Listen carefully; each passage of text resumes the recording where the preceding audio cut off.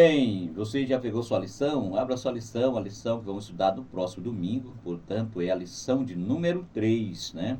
A lição de número 3 para o dia 19 de abril de 2026. E essa lição ela tem como tema a impaciência na espera do cumprimento da promessa. É o título da nossa lição. E a nossa leitura bíblica em classe, eu vou só citar para você, ela é um pouco extensa, não vamos ler, está em Gênesis capítulos 16, versículo 1 ao versículo 16, né? Essa é a nossa leitura bíblica em classe desta lição. Vou citar apenas o texto áudio e a verdade prática, para que o meu irmão possa aí ouvir atentamente. O texto áureo está em Gênesis 16, 2, que nos diz: E disse Sarai a Abraão: Eis que o Senhor me tem impedido de gerar. Entra, pois, a minha serva, porventura terei filhos dela. E ouviu Abraão a voz de Sarai, tá certo? Então este é o texto bíblico do nosso texto áureo. E a nossa verdade prática nos diz o seguinte: a impaciência é antagônico à fé, pois isso não devemos ser dominado por ela. Deus é fiel e cumpre com suas promessas no tempo certo, né? A impaciência é antagônica à fé. Por isso, meu amado irmão, não devemos ser dominados por ela, mas, né, devemos esperar em Deus, porque Ele é fiel para cumprir todas as promessas feitas ao seu povo, tá bom? Então esse é o nosso texto áureo da nossa lição e a nossa verdade prática da lição de número 3, que tem como tema impaciência na espera do cumprimento da promessa, tá bom? Então essa é a nossa leitura bíblica e o nosso texto áureo nesta manhã de terça-feira.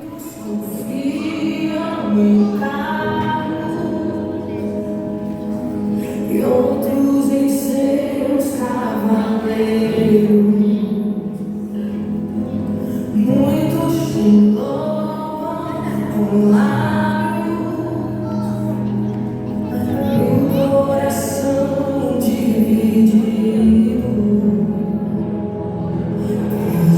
perdidos dentro da casa do Pai. Já não sei que será tão ocupado com coisas banais. Abra os nossos olhos espirituais, porque pararam de falar do céu. Achou que Cristo não vai mais voltar. Já não se fala de oração e santificação, não querem mais pregar, porque pararam de falar do céu e só se fala em bens materiais. Mas eu sei que dentro da igreja existe uma igreja espiritual. Levanta essa geração, desperta a igreja em oração, faz arder de novo, reacende o fogo. Levanta essa geração, traz de volta a visão, onde tudo começou, de volta ao primeiro amor.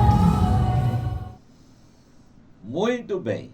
Agora, no nosso comentário da lição, nós vamos estar apresentando para você, né, os conteúdos, como eu sempre tenho dito aqui. O nosso programa ele não tem como objetivo trazer uma exposição da lição dos adultos, mas fazer uma apresentação dos conteúdos que são estudados na Escola Bíblica Dominical, né? Porque a nossa escola ela tem cerca de 12 turmas, né? E aí queremos apresentar dessas 12, destacar 5, né? 5 turmas para que você ouça os conteúdos dessas lições que vão ser estudadas. Já estou aqui, já está comigo aqui na minha frente, estou com a lição dos pré-adolescentes, né? Que vai estudar o tema As Qualidades de Deus, é o tema da lição de pré-adolescente. E a leitura bíblica, o texto que está embasado essa lição, encontra-se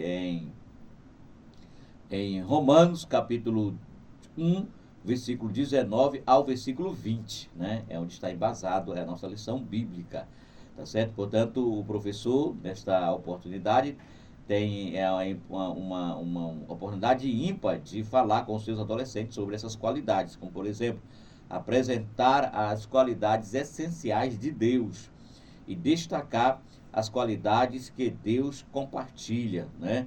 E também enfatizar as qualidades que pertencem somente a Deus. Então, este é o objetivo principal da lição. Eu sempre digo aqui que em cada aula o professor tem a liberdade, junto ao conhecimento da sua classe, né, trazer mais uma explanação, digamos assim, do que ele acha que a classe precisa conhecer, né? Porque os autores da lição, eles são uma ideia, até em meio ao já vi algumas ideias, que as lições bíblicas sejam regionalizadas, né? Uma vez que a cultura do nosso Brasil é um país muito grande, com fronteiras horizontal, né? De fronteiras muito extensas, muito grandes regiões, né? Então, alguém defende essa ideia de que as lições deveriam ser regionalizadas com base na cultura, com base na vivência de cada região, né? Então, por isso que eu sempre digo aqui que o professor, a lição é planejada para todo o Brasil, todos os estados. Então, o professor tem a liberdade de ver a necessidade da sua classe e explorar aquele conteúdo que ele ache de maior necessidade que os seus alunos devam conhecer, né? E essa lição de pré-adolescente, além dela ter esses objetivos, o que eu apresentei para você, ela traz ainda outras particularidades, como, por exemplo, ela traz outros saberes, né, que o aluno deve, ao final da aula, estar consciente, como, por exemplo, saber que Deus é Espírito e Ele não pode ser visto e nem tocado, mas podemos sentir Sua presença e ouvir Sua voz, né? Saber que as qualidades de Deus revelam o que Deus aprova ou reprova, tá certo? Por exemplo, saber que há qualidades que revelam a essência de quem é Deus, por exemplo, né? E também ela não deverá saber que há qualidades que pertencem a Deus e que Ele decidiu compartilhar com o ser humano, tá certo? E também não há, né, limite para o conhecimento de Deus, tá bom? Então, esses são os saberes que o seu aluno, após o término desta aula, deverá estar conscientizado, né? Deverá estar, eu posso dizer, na ponta da língua tudo que foi aqui mencionado. Porque essa classe adolescente, irmãos, não todas as classes, é claro, né? Mas essas classes de crianças e adolescentes, elas são importantíssimas que o professor tenha um preparo especial. Alguém defende a ideia que um professor de criança não deva fazer um curso de teologia. Porque menospreza o ensino para as crianças. Não, vou ensinar só as criancinhas. Não, irmão, de maneira nenhuma.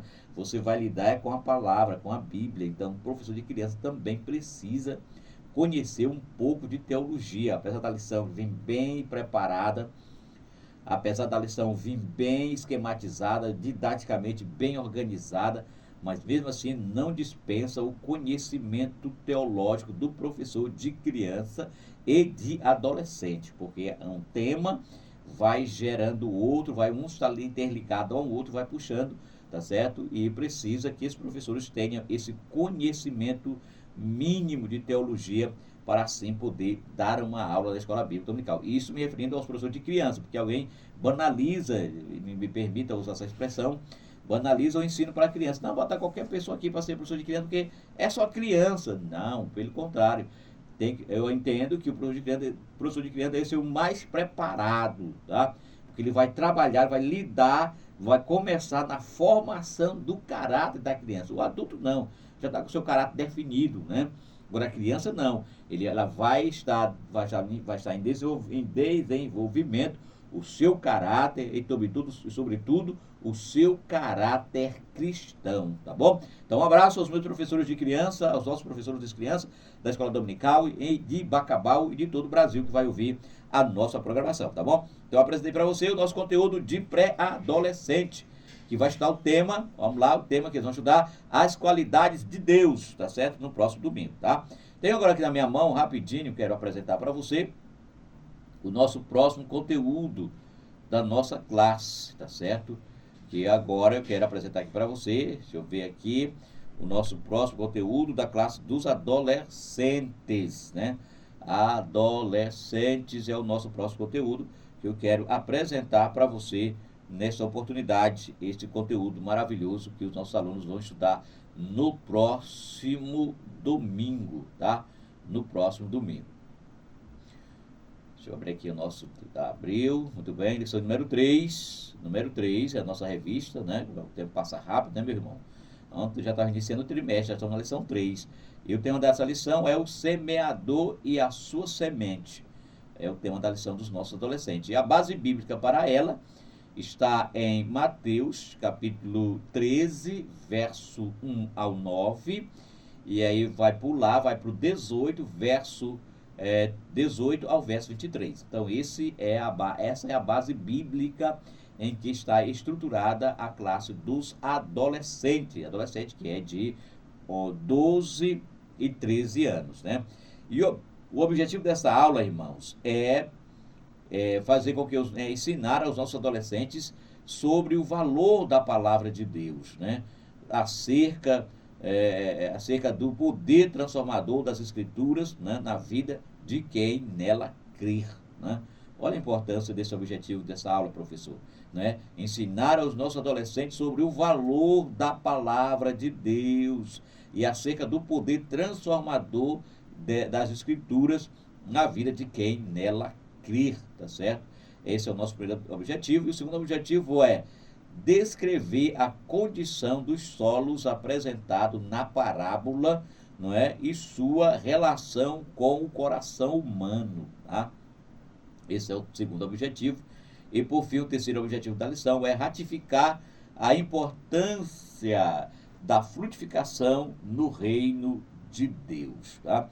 Então esse é o nosso objetivo da lição dos adolescentes, que é de 12 a 13 anos, tá? E a lição, como sempre, ela tem 2 pontos, né? Aliás, 3 pontos. Ela acompanha também didaticamente a distribuição como a lição dos nossos adultos, com auxílio didático, com auxílio pedagógico, de maneira que a lição está bem preparada, mas isso também, repito, reafirmo, não dispensa o preparo do professor nesta aula, tá certo? Louvado seja Deus. Meus irmãos, está meu amigo Osaías agora no Master. Osaías, se tu conseguir localizar uma vinheta da Escola Dominical, eu agradeço. Você traz a nossa vinheta e em seguida eu venho apresentando os demais temas da classe de juvenis e de jovens.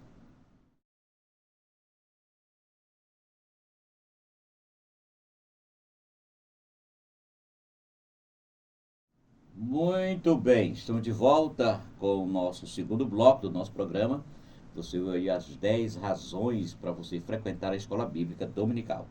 Meu irmão, eu quero apresentar para você agora o nosso conteúdo da classe dos nossos juvenis, né? Juvenis, que é uma classe de 14 a 15 anos, né? E nessa classe, o tema da próxima lição, da lição do domingo agora, do domingo que vem agora, lição número 3, o tema dela é Ele venceu a morte, né? E a leitura bíblica dessa lição, ela está em Lucas, né? A leitura bíblica em classe está em Lucas capítulo 10, versículo 25 ao 37, né? Como eles são muito longos, nós não estamos lendo, até porque o nosso objetivo aqui é apresentar o conteúdo para que você possa estar indo à Escola Bíblica Dominical, né? E o objetivo dessa lição, querido irmão, ela é mostrar a ressurreição, né, no Antigo e no Novo Testamento. E também compreender a natureza da ressurreição de Jesus, né? E explicar a respeito das evidências de sua ressurreição, né? Então, esse conteúdo da nossa lição vai falar sobre isso, né? Falar sobre a morte, que ele venceu a morte, né? Que nós sabemos que o nosso Senhor Salvador Jesus Cristo, alguém diz assim, com tom de brincadeira, que não tem jeito nem para a morte, mas tem, até para a morte tem jeito. Jesus venceu a morte. E se ele venceu a morte, dando a mim e a você o direito também de vencê-la na ressurreição, né? Que nós não permaneceremos para sempre na sepultura, seremos ressuscitados. E a Bíblia diz uns para a glória eterna e outros para a vergonha eterna, tá? Então essa lição ela vai apresentar isso para nossos alunos. Como sempre também, essa lição sempre didática, né? Vai apresentar a ressurreição do Senhor, esse tema ressurreição Ele permeia também o Velho Testamento, não só no Novo, mas no Velho Testamento também, tá certo? E por fim, essa lição vai trabalhar isso. E é importante que esses professores, mais uma vez, repito, estejam preparados teologicamente para falar sobre esse tema, porque até essa era uma negativa das culturas, né, passadas, sobre o Estado Seu, se não falha a memória, que negavam a ressurreição. Era um grupo religioso da época de Jesus, né? E aí você precisa estar preparado, professor, para lidar com essa temática, não é? Que até hoje também essas mesmas dúvidas, esse mesmo questionamento, esses mesmos grupos antibíblicos, eles estão na nossa atualidade e estão fortíssimo, né? Fortíssimo, fortíssimo, tá bom? Meu amigo Isaías, se possível, traga um louvor, uma música aqui dentro do nosso programa e eu volto já já falando sobre o nosso tema dos jovens, né? Da classe dos nossos jovens. Muito bem, glória a Deus, é tempo de cantar, né? Esse belíssimo hino que você acabou de ouvir nesta manhã de segunda-feira, de terça-feira, né? É tempo de cantar, meu irmão. Queridos irmãos, eu quero trazer agora para você a nossa lição, né? A lição dos jovens, que é mais uma classe na escola dominical, que é dos 18 a 24 anos, né? E o tema dessa aula, irmão, desse domingo, não só do domingo, mas de todo o trimestre desse segundo, estão assim maravilhosas, né? Estamos abordando um tema atual, que eu até esse tema podia trabalhar conjunto com as duas turmas, turma de jovem e a turma de adulto, porque é um tema que a igreja está mergulhada, o Brasil está mergulhado, querendo dizer, o Ocidente está mergulhado nesse tema, tá certo? Que é a questão da agenda work, né? Essa agenda aí que está dominando, sobretudo no Ocidente, porque no Oriente não tem nada disso não, viu, meu irmão? Lá no Oriente não tem nada disso aqui não, só no Ocidente que estamos aí com essa agenda work, com pode dizer que esse marxismo cultural que está aí hoje, tá certo? Sobretudo no Brasil, essa agenda que tem avançado em todas as áreas, né? Por que não dizer, em todos os instantes do poder, essa agenda está dominada. No legislativo, né?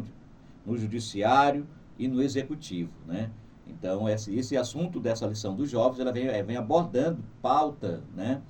Dessa agenda woke que está aí, né? Desse marxismo cultural que está aí hoje, tá certo? Na sociedade brasileira.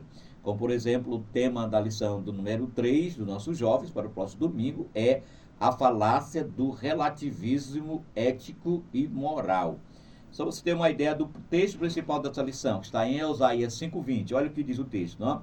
Ai dos que ao mal chamam bem, e ao bem mal, que fazem da escuridade luz, e da luz escuridade, e fazem do amargo doce, e do doce amargo. Você entendeu aí esse versículo bíblico? Que semelhança, que versículo tão atual, né? Por isso que há um ditado, um provérbio, um dito popular, que a Bíblia é mais atual do que o jornal que vai sair amanhã, né? A Bíblia é um livro mais atualizado do que o jornal que vai sair amanhã.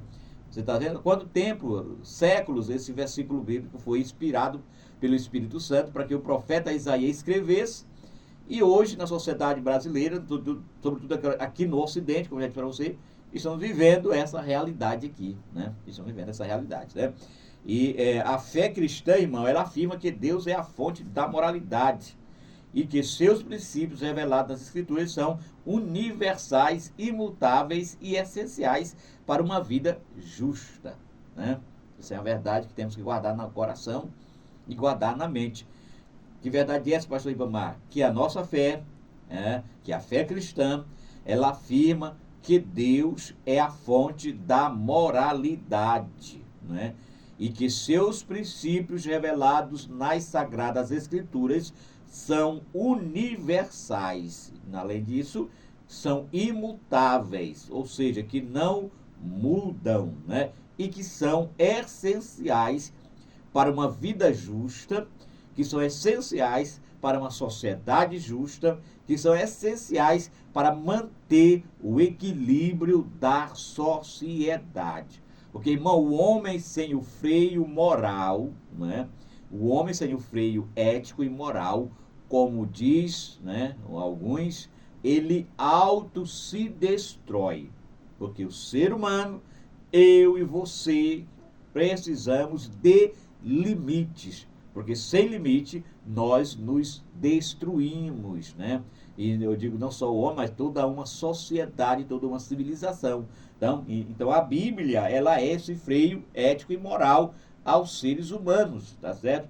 E aí você vê a sociedade a todo preço, a todo custo, querendo destruir esses valores, né? Ou reescrever, como um cidadão brasileiro disse há alguns tempos atrás, que a Bíblia precisaria ser atualizada, né? Pra você ter uma ideia a que ponto nós estamos chegando. E é interessante eu ressaltar aqui nesta manhã que esse ataque dessa agenda woke, desse marxismo cultural, que outrora estava só na sociedade, ele agora também está dentro da própria igreja, né?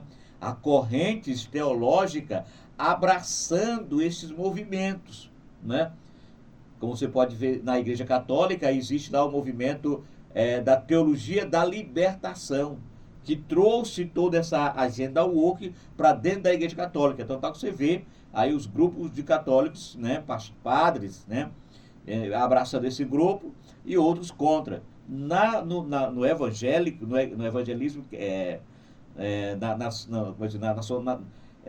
faltou aqui a palavra, rapaz, mas no seio cristão, né, as igrejas cristãs, digamos assim, protestantes, também estão abraçando. Também tem essa corrente teológica, que chamamos de teologia liberal, né? Teologia liberal é uma corrente, mas a outra, missão integral, né? Essa é outra corrente que representa esse materialismo, esse marxismo cultural e que representa essa agenda woke dentro do próprio cristianismo, dentro do próprio evangelismo, né?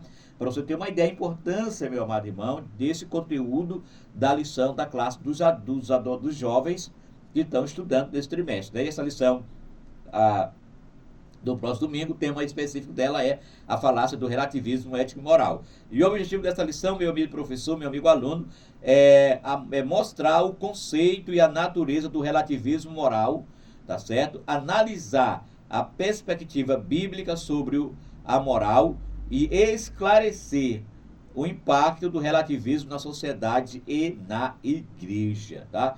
Então este é esse assunto maravilhoso que você está estudando. E a lição, como sempre, ela está dividida em 3 pontos. O conceito e a natureza do relativismo moral, né, é o primeiro ponto. O segundo ponto é a perspectiva bíblica sobre a moral, tá? É o segundo ponto. E o terceiro e último ponto, é o impacto do relativismo na sociedade e na igreja, tá certo? Então, vou ler só a conclusão dessa lição para você. Olha, o relativismo ético-moral é uma falácia perigosa que tenta substituir a verdade divina por construções humanas, frágeis e inconstantes.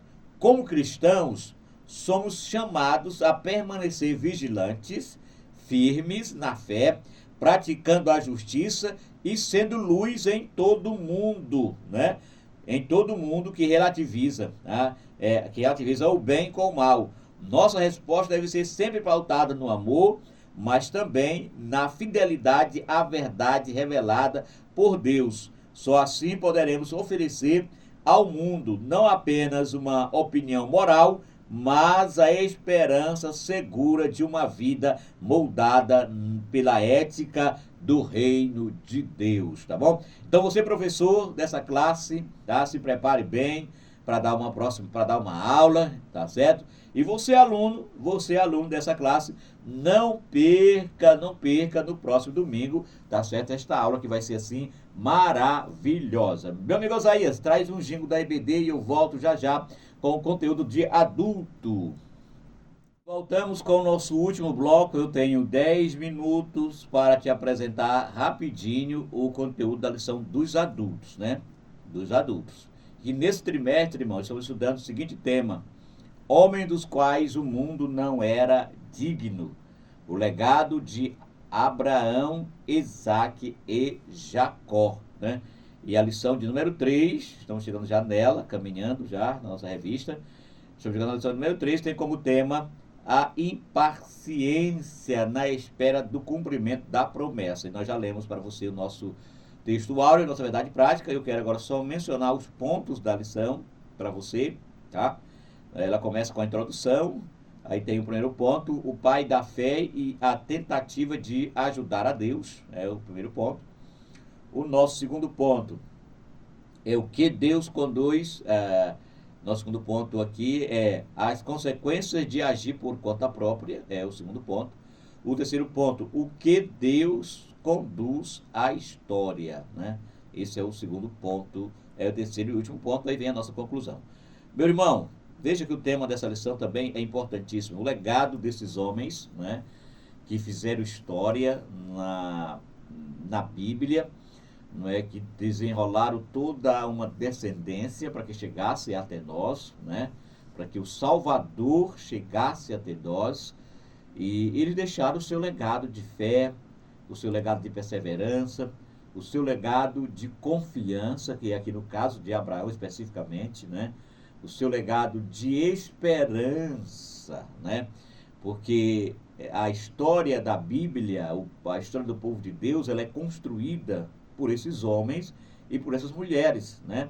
E continua sendo construída até hoje, na atualidade, por homens e por mulheres que, de livre e espontânea vontade, né, resolveram atender o chamado de Deus.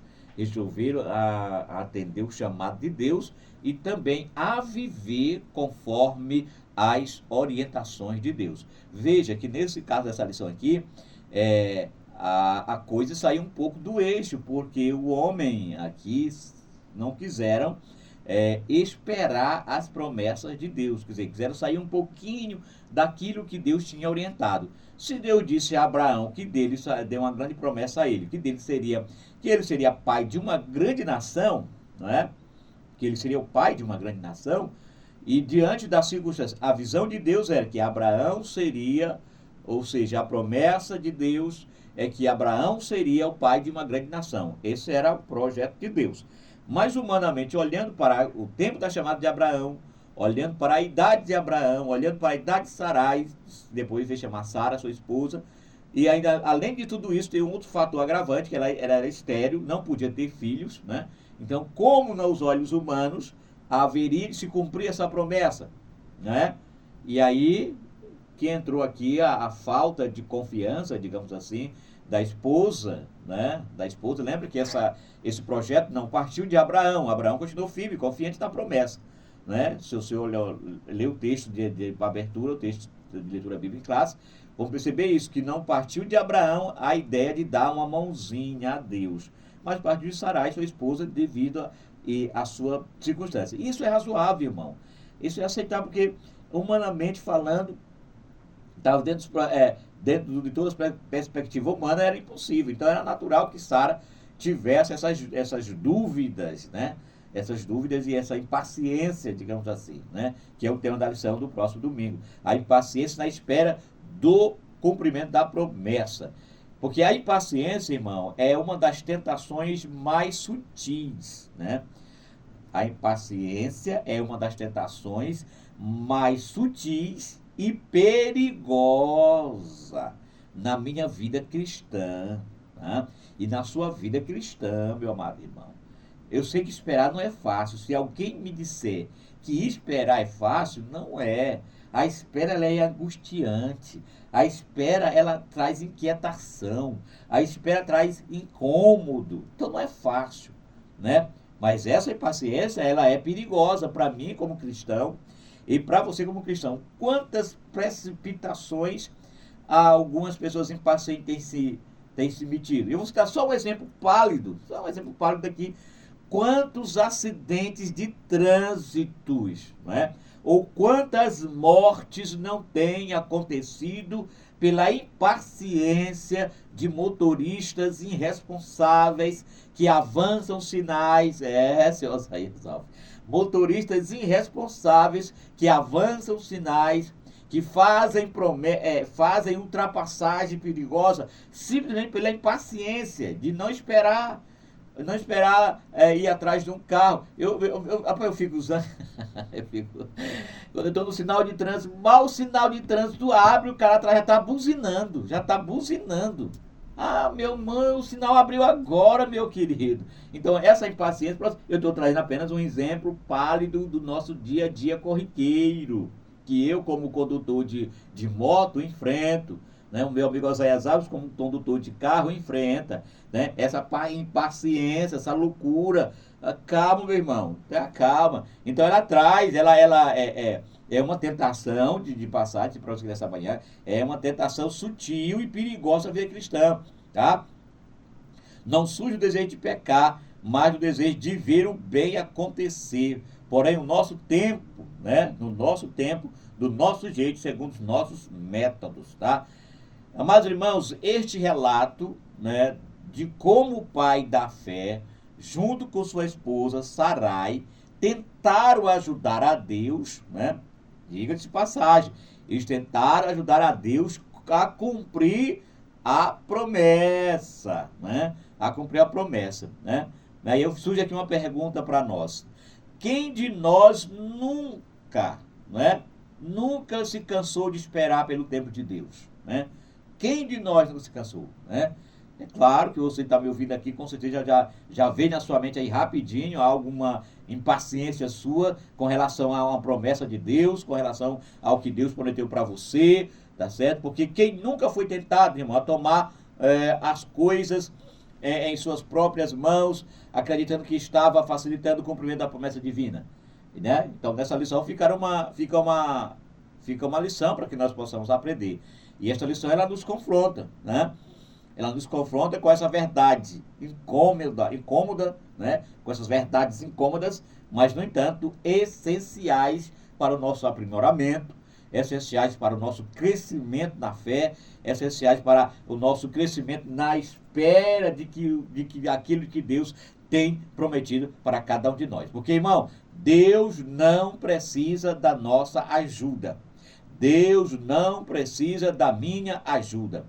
Quando isso acontece, quando nós queremos tentar ajudar a Deus, nós caímos no erro aqui da desobediência, né? Caímos no erro da impaciência.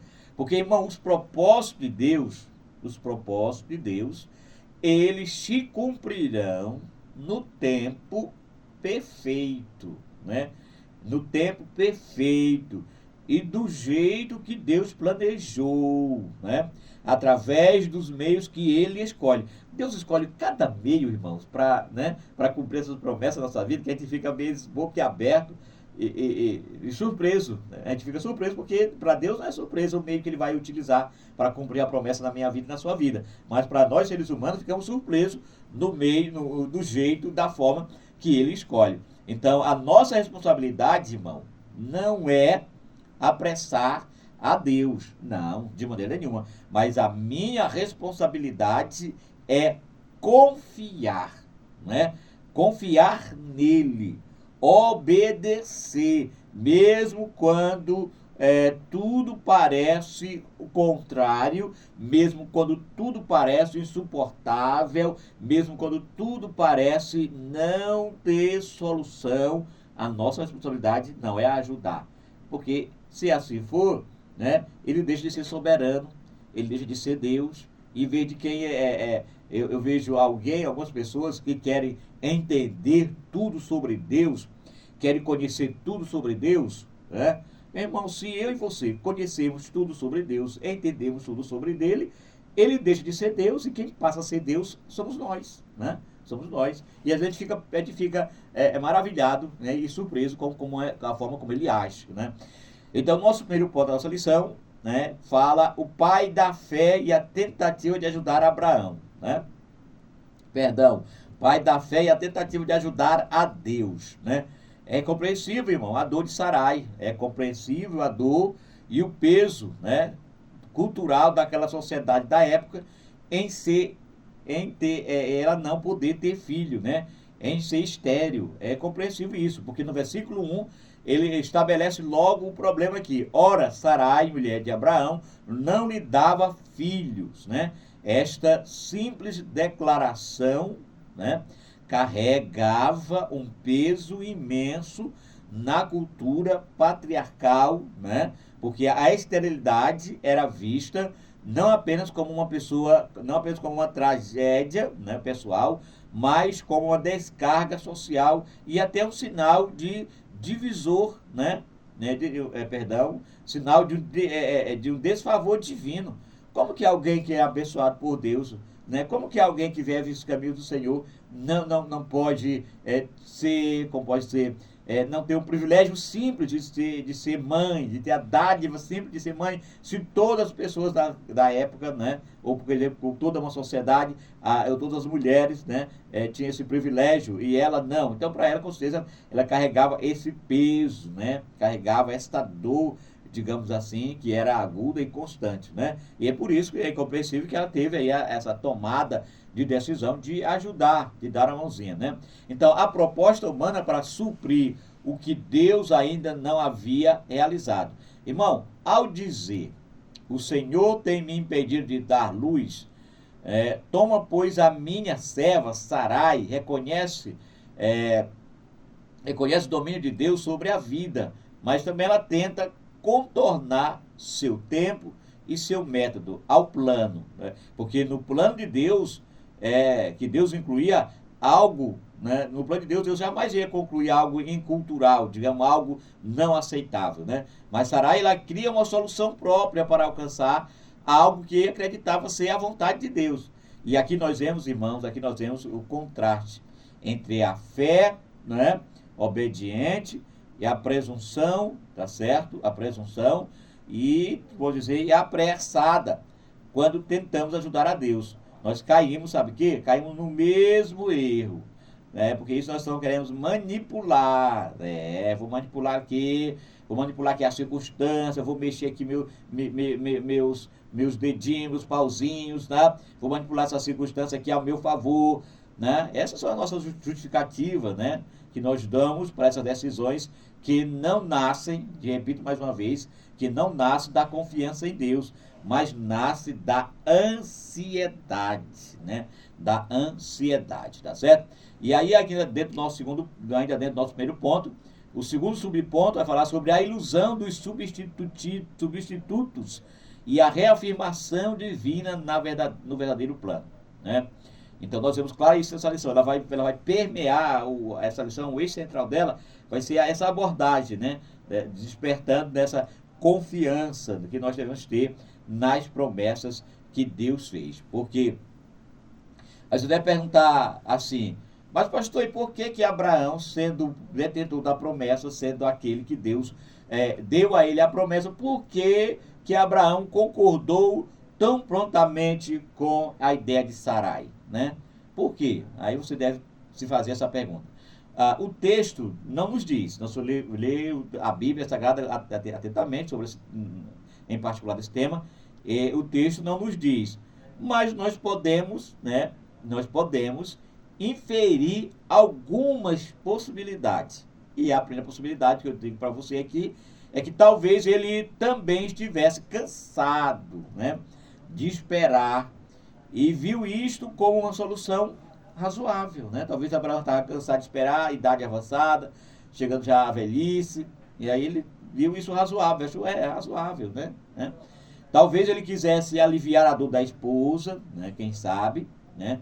Que passou com certeza muito tempo angustiada por não ver, por não ver essa promessa acontecendo, não ver essa realidade se vislumbrando, tá certo? E ele vendo a dor, vendo a angústia, vendo o sofrimento da esposa, talvez ele aceitara na tentativa de ajudar, né?